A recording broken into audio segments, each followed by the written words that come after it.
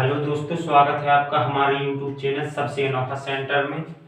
हम लोग अध्याय 12 की प्रश्नावली 12.1 को हल कर रहे थे और इस वीडियो में हम प्रश्न 3 को हल करेंगे। तो देखिएगा प्रश्न क्या है।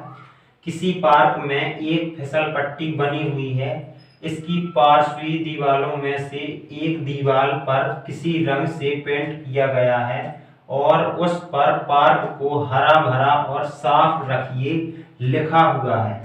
यदि इस दीवार की विमार 15 मीटर, 11 मीटर और 6 मीटर हैं तो रंग से पेंट किया हुआ भाग क्षेत्रफल ज्ञात कीजिए। ठीक है, जो रंग से भाग रंगा हुआ है उस भाग का हमें क्षेत्रफल निकालना है। और ये एक हमारी फिसल पट्टी है, इसकी विमार 11 मीटर है, यानी कि जो ये वाली इसकी लंबाई है वो 11 मीटर है, ये हमारी 15 मीटर है, ये 6 मीटर है। ठीक है, इस पर पेंट किया जाता है, इस वाली सतह पर फिसल पट्टी की सतह पर पेंट किया जाता है। तो हमें बताना है पेंट कितने भाग पे किया जाता है, यानी कि हमें क्षेत्रफल बताना है इस सतह का। ठीक है, तो पहले तो हम लोग कुछ ऐसे मान लेते हैं, यहाँ पर ऐसे ए बी और सी मान लेते हैं। ठीक है, तो हमें ए बी सी एक त्रिभुज दिखने लग गया, ये फिसल पट्टी एक हमें त्रिभुज दिखने लग गई।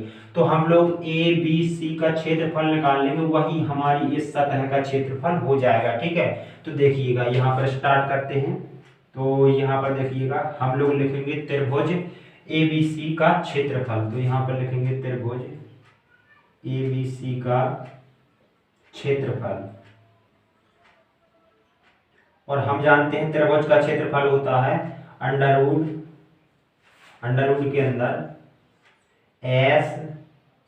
S minus A, S minus B, S minus C. ठीक है, ये होता है हमारा त्रिभुज का क्षेत्रफल जो हीरोन गणितज्ञ ने दिया था। ठीक है, ये सूत्र होता है। और इसमें एस क्या होता है, एस होता है इसमें त्रिभुज की तीनों भुजाओं का योग और बटे में 2। ठीक है, और जो ए बी सी होती हैं ये त्रिभुज की तीनों भुजाएं होती हैं। तो यहाँ पर पहले हम एस का मान निकाल लेते हैं। तो हमारा एस बराबर होता है ए प्लस बी प्लस सी, यानी तीनों भुजाओं का योग और बटे में 2। ठीक है, तो यहाँ पर देखिएगा एस बराबर जब हम लोग निकालेंगे तो ए का मतलब हम इसमें से कोई भी भुजा ले लें, एक भुजा लेनी है, ये हमारी ए हम मान लेते हैं। तो ये हमारी कितनी है 11, तो एक ही जगह पे हम लोग 11 लिख देंगे।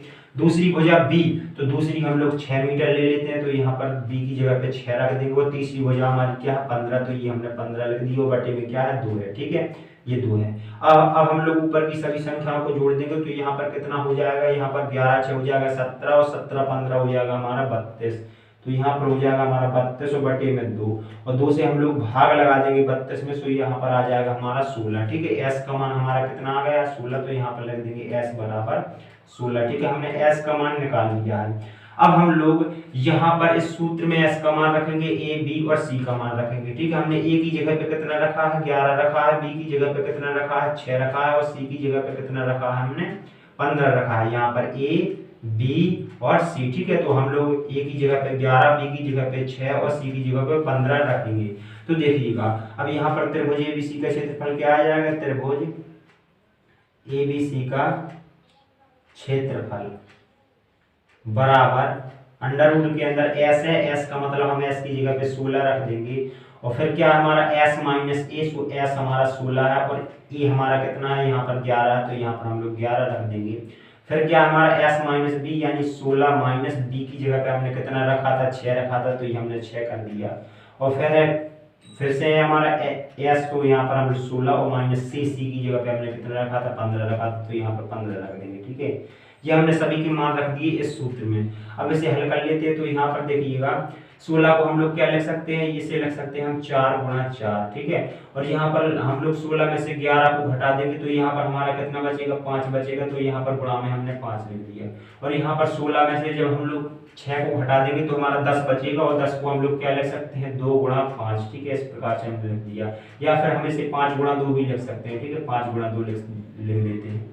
और यहाँ पर देखिएगा 16 में से 15 को हम लोग घटा देंगे, तो यहाँ पर 1 बचेगा। ठीक है, इस प्रकार से हमने कर लिया। अब यहाँ पर देखिए कुछ संख्या का जोड़ा बन रहा हो तो जोड़ा बना लेते हैं। यहाँ पर 4 का एक जोड़ा बन रहा है, 5 का एक जोड़ा बन रहा है। ठीक है, और हम लोग जानते हैं यदि अंडर रूट के अंदर किसी भी संख्या का जोड़ा बनता है तो वो संख्या बाहर आ जाती है अंडर रूट से। ठीक है, तो यहाँ पर एक जोड़ा 4 का बन रहा है यानी 4 अंडर रूट से बाहर आ जाएगा, और गुणा 5 का एक जोड़ा बन रहा है तो 5 भी अंडर रूट से बाहर आ जाएगा। 2 का और 1 का कोई जोड़ा नहीं बन रहा है तो 2 और 1 का गुणा कर देंगे, 2 1 2, और ये अंडर रूट के अंदर रहेगा क्योंकि इसका जोड़ा नहीं बन रहा है। ठीक है, अब इन दोनों का गुणा कर देंगे तो 5 जोगे 20 हो जाएगा, यहाँ पर 20 और अंडर रूट 2। ठीक है, ये आ गया हमारा एबीसी का क्षेत्रफल, और हमारी भुजा किसमें थी, मीटर में थी। ठीक है, तो ये क्षेत्रफल हम लोग किसमें लिख देंगे, मीटर स्क्वायर में लिख देंगे। ठीक है, जिस भी इकाई में हमारी भुजा होती है उसी इकाई का स्क्वायर हम कर देते हैं यदि क्षेत्रफल निकालते हैं। ठीक है, तो यहाँ पर लिखेंगे हम त्रिभुज एबीसी का क्षेत्रफल, ये हमारा आ गया है यहाँ पर त्रिभुज एबीसी का क्षेत्रफल। ठीक है, क्षेत्रफल ये आ गया है हमारा। ठीक है, ये हमारा त्रिभुज एबीसी का क्षेत्रफल यानी इस सतह का क्षेत्रफल आ गया है जो हमें निकालना था। रंग से पेंट किया हुआ भाग कितना आ गया है, 20 अंडर रूट 2। ठीक है, तो हम यदि भाषा के रूप में लिखना चाहें तो यहाँ पर लिख सकते हैं अतः रंग से पेंट किया हुआ, रंग से पेंट किया हुआ भाग बराबर 20 अंडर रूट 2 मीटर स्क्वायर। ठीक है, यही बन जाएगा हमारा उत्तर। और इस प्रकार से हमारा तीसरा प्रश्न इस प्रश्नावली का कंप्लीट हो जाता है। चलिए मिलते हैं अगली वीडियो में, धन्यवाद।